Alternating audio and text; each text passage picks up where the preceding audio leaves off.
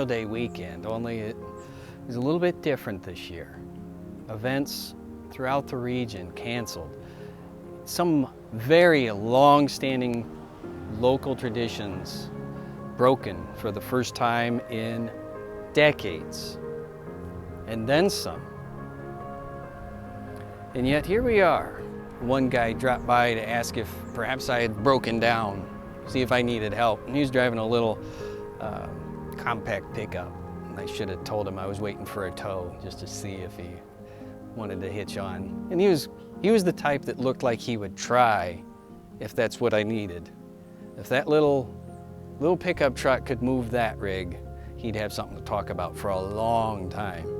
And in a word, if I could describe this year, would be strenuous.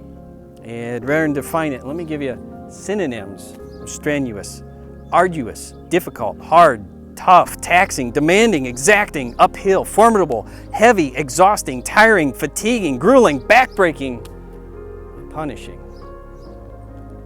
It does feel different this year, doesn't it? Tough year, right? Would you perhaps agree, maybe? Strenuous? And yet here we are. Memorial Day, without many ceremonies going on. So what tribute do we pay? And how do we pay it? But I want to take a moment to reflect back on Memorial Day and where our thoughts ought to be versus our current circumstance. Would be in the price paid. In Memorial Day, we celebrate and remember those who served our country and lost their lives in doing so. And Francis Scott Key penned what we now know as our national anthem and said, "Oh, say can you see by the dawn's early light what so proudly we hail at the twilight's last gleaming, whose broad stripes and bright stars through the perilous fight o'er the ramparts we watched were so gallantly streaming. And the rocket's red glare, the bombs bursting in air, gave proof through the night that our flag was still there. Oh, say does that star-spangled banner yet wave o'er the land of the free and the home of the brave?" You see, that stanza that we now know as our national anthem, he penned as a question, wondering, is the battle over? Did we lose? Are we not free? Question mark.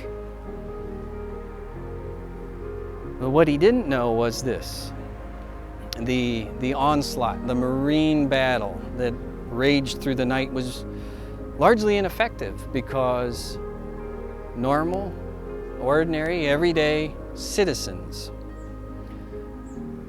floated their own boats out in the harbor and sunk them at a distance far enough out that the warships, the encroaching warships, wouldn't be able to be effective on the city.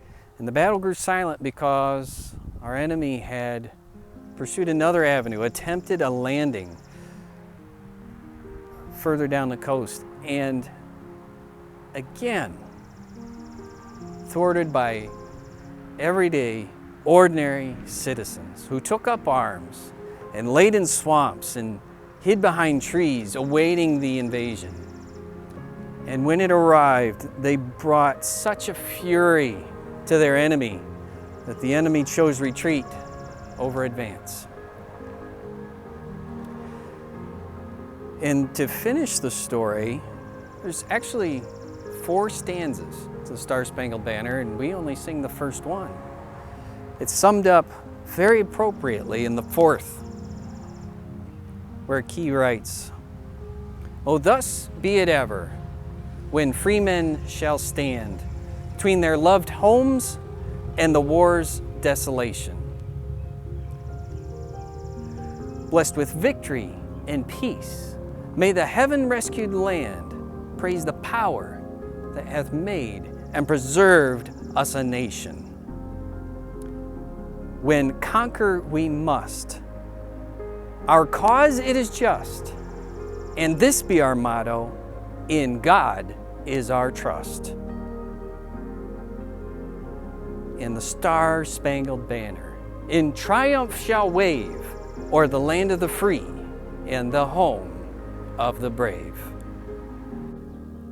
I hope this Memorial Day you're able to reflect on what it's really about, which isn't a barbecue or politics or a sale,